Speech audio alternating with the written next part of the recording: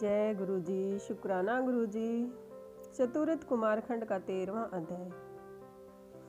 गणेश उत्पत्ति और चरित्र। सूत जी कहते हैं, तारकासुर के शत्रु स्कंद का यह चरित्र सुनकर नारद जी बहुत प्रसन्न हुए।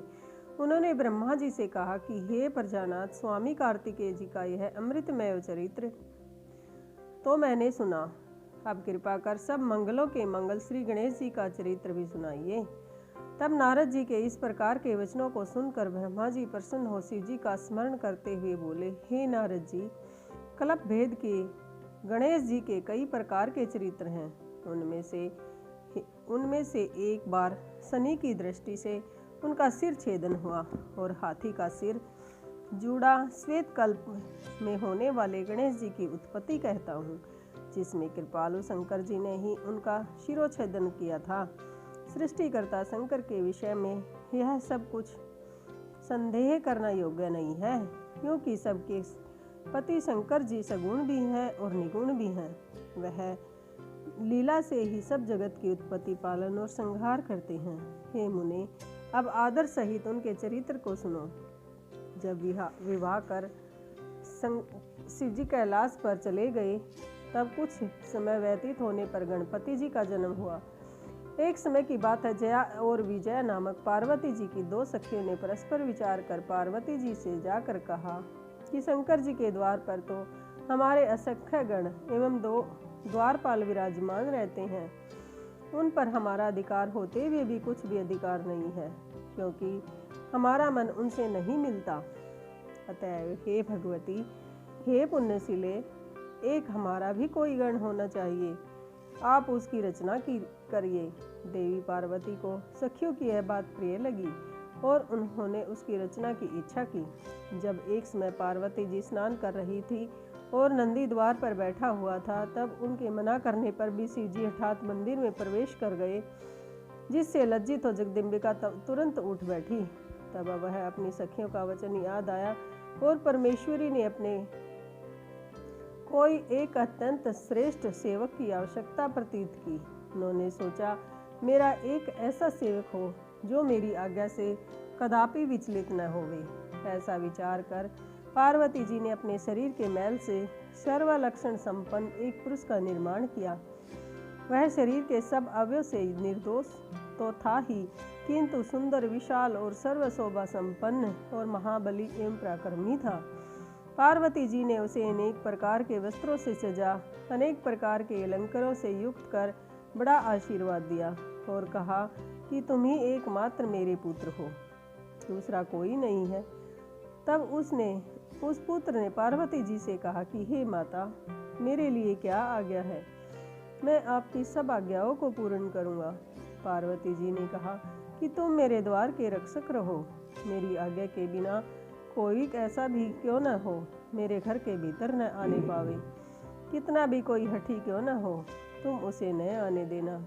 ऐसा कहकर पार्वती जी ने गणेश जी के हाथों में एक लकड़ी दे दी और प्रेम से मुख चूम कर द्वार पर बिठा दिया।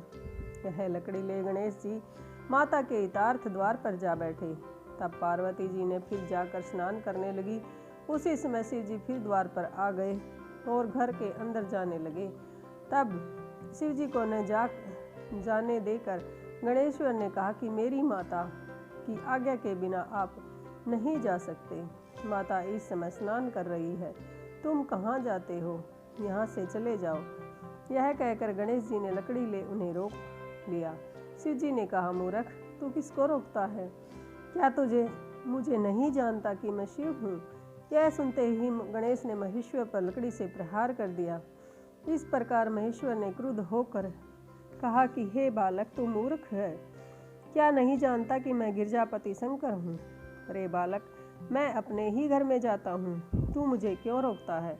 ऐसा कहकर जब गणेश जी की परवाह न कर शिव जी पुनः भीतर जाने लगे, तो गणेश जी ने फिर उन पर लकड़ी का प्रहार कर दिया। इस पर शिव जी ने क्रुद्ध हो अपने गणों को आज्ञा दी कि इसे रोको। ऐसा कह शिव जी बाहर ही स्थित हुए रहे, अद्भुत लीलाधारी संसार को अपनी लीला दिखाने लगे। चतुर्थ कुमारखंड का 13वां अध्याय समाप्त। जय गुरु जी। शुक्राना गुरु जी। ओम नमः शिवाय। शिवजी सदा सहाय। ओम नमः शिवाय। जय गुरु जी। शुक्राना गुरु जी। चतुरथ कुमार खंड का 14वां अध्याय। शिवजी के गणों से पार्वती गण गणेश जी का विवाद। ब्रह्मा जी कहते हैं कि अब वे सब गण शिवजी की आज्ञा से वहां जाकर उस द्वारपाल से उसका परिचय पूछने और यह कहने लगे कि यदि तू जीना चाहता है तो यहाँ से दूर हो जा। इस पर गणेश जी क्रुद्ध हो हाथ में दंड लिए उन गणों से निर्भय होकर बोले कि तुम सब यहाँ से दूर चले जाओ, मेरा विरोध करना अच्छा नहीं है। गणेश जी के ये वचन सुनकर शिवजी के गण हंसने लगे और पुनः क्रुद्ध होकर बोले, हम सब शिवजी के श्रेष्ठ गण हैं, तुमको यहाँ से हटाने के लिए ही आए हैं। अब तक हमने तुमको भी एक गण मान कर छोड़ दिया है, नहीं तो मार दिए गए होते। अतः क्यों मरना चाहते हो, भाग जाओ। यह सुनकर निर्भीक पार्वती पुत्र ने उन्हें घुड़क दिया और द्वार से न हटे। इस पर शिवजी के गण लौट गए और जाकर सब बातें कह सुनाई। उसे सुन शिवजी अपने गणों को नपुंसक कहकर डांटने लगे और कहा कि मैं कुछ नहीं जानता, जैसे भी हो जाकर उस गण को हटाओ। वे गण फिर लौटकर वहीं द्वारपाल से पूछने लगे कि वास्तव में तुम कौन हो और यहाँ पर क्यों स्थित हो, तथा तुम्हें किसने यहाँ पर स्थापित किया है। क्यों मरना चाहते हो, भाग जाओ, नहीं तो अभी तेरे प्राण ले लूँगा। यह सुन गणेश जी कुपित हो अपने हाथों में लाठी पकड़कर उन्हें कहने लगे, गणों को डांटने मारने लगे और यह कहने लगे कि जाओ जाओ, दूर भाग जाओ, नहीं तो मैं अभी तुम्हें मारकर उन्हें अपना उग्र पराक्रम दिखाता हूँ। यह सुन शिव गणों को बड़ी चिंता हुई और कहा कि क्या करें, कहाँ जाएं, मर्यादा का अतिक्रमण हो रहा है। ऐसा विचार कर वे शिवगण शिवजी के पास फिर गए और एक कोस की दूरी से ही चिल्लाकर उक्त बातें कहने लगे। इस पर हाथ में त्रिशूल लिए हुए उग्र बुद्धि वाले शिवजी ने अपने गणों से कहा कि हे गणों, तुम सब नपुंसक हो, जाओ और मारो, कोई भी हो, अधिक कहने से क्या है, उसको शीघ्र ही वहाँ से हटाओ। और अब वे गण फिर पार्वती मंदिर पर उस द्वारपाल गणेश के पास आए। जब हटने को कहा तो गणेश जी ने कहा, मैं पार्वती का पुत्र हूँ, कदापि नहीं हट सकता। इतने में द्वार पर हल्ला हो सुनते हुए देखकर पार्वती जी ने अपनी एक सखी को वहां भेजा। देख वहां क्या हो रहा है। सखी ने देखकर हर्षित हो सब वृत्तांत पार्वती जी से कहा। साथ ही यह भी कहा कि अच्छा हुआ जो नहीं आने दिया, अन्यथा शिवजी तो सर्वथा बिना कहे सुने ही अंदर घुस आया करते हैं। हे देवी, तुमको अपना मान नहीं छोड़ना चाहिए। पार्वती जी ने कहा, ठीक है, परंतु यह तो देखो कि क्षण भर के लिए मेरा पुत्र द्वार पर स्थित न हुआ था कि उनके गण आकर बलात्कार करने लगे। फिर मैं विनय और निम्रता को क्यों अपनाऊं, जो होगा देखा जाएगा। यह विचार कर पार्वती जी फिर एक सखी को द्वार पर भेजा। उसने आकर गणेश जी से कहा कि हे भद्रे, तुमने ठीक किया और उन्हें बल से घुसने नहीं दिया। तुमको ये सब गण जीत नहीं सकते, इसमें शत्रुता की भी कोई बात नहीं है। अब तब सखी द्वारा माता के संदेश पाकर गणेश जी बड़े प्रसन्न हुए, उन्हें बड़ा बल प्राप्त हुआ। अब वे अपनी कच्छ पगड़ी और जंघिया को बार बार कसकर निर्भय उन गणों से बोले, मैं तो पार्वती का पुत्र हूँ और तुम सब शिव के गण हो। क्षमता प्राप्त दोनों अपना कर्तव्य पालन करें। क्या तुम ही द्वारपाल हो, मैं नहीं। यदि तुम सब यहाँ स्थित हो तो मैं भी यहाँ स्थित रहूँगा। इस समय मैं पार्वती जी की आज्ञा से स्थित हूँ, उनकी आज्ञा का पालन करना मेरा कर्तव्य है। तुम भी शिव की आज्ञा का पालन करो। यह सुन शिव जी के गण हठपूर्वक फिर मंदिर में नहीं गए और शिव जी के पास लौटकर सब वृतांत निवेदन किए। यह सुन शिव जी लौकिक गति का आश्रय ले अपने गणों से बोले, अच्छा तो अब युद्ध न करो, क्योंकि तुम सब हमारे गण हो, वह पार्वती का गण है, परंतु विनय करने से भी लोक में हमारी अप्रतिष्ठा होगी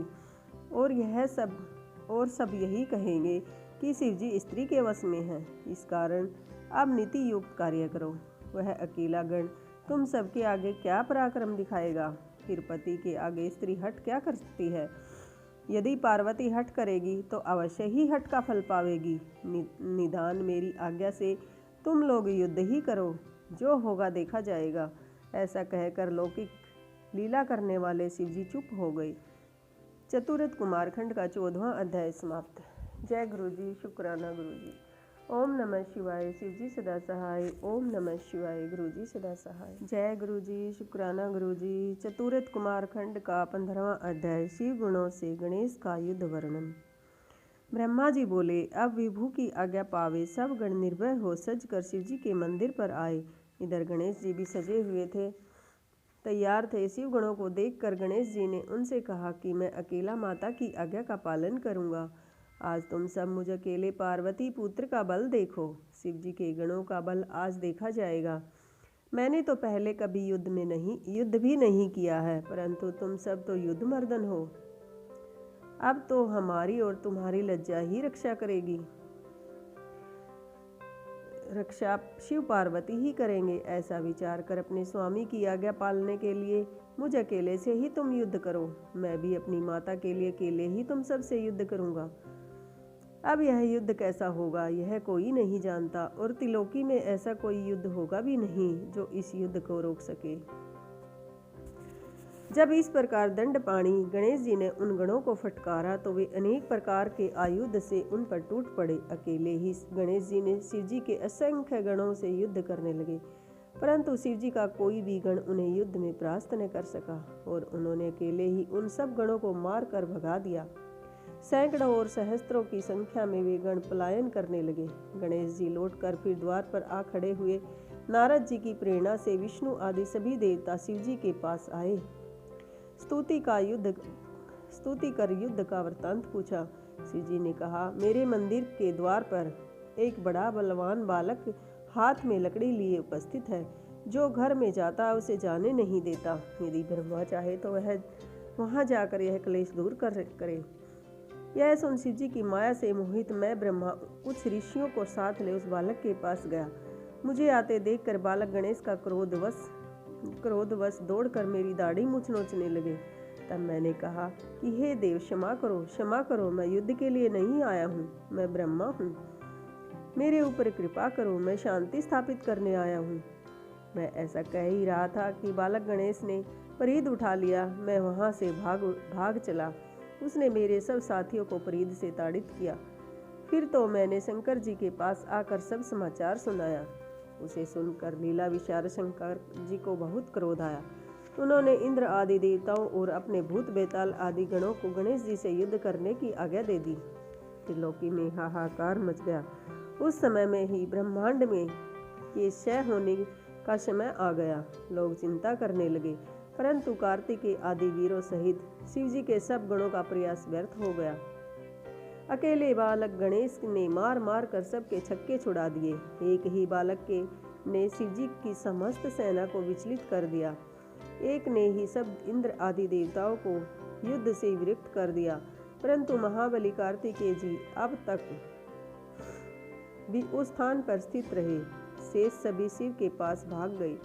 तब उनसे सब वृतांत सुनकर परम कुपित रुद्र स्वयं ही वहां गए और चक्रधारी विष्णु की सारी सेना भी उनके पीछे चली। मार्ग में नारद जी ने मिलकर शिव जी से यह भी कह दिया कि जैसे भी हो शिव गणों की मर्यादा रखिए। ऐसा कहकर वे वहां से अंतर्ध्यान हो गए। चतुरथ कुमारखंड का 15वां अध्याय समाप्त। जय गुरु जी, शुक्राना गुरु जी। ओम नमः शिवाय। शिव जी सदा सहाय। ओम नमः शिव शिवाय। महापुराण गुरु जी के सदा अगले सहाय। अध्याय के लिए चैनल को सब्सक्राइब करें।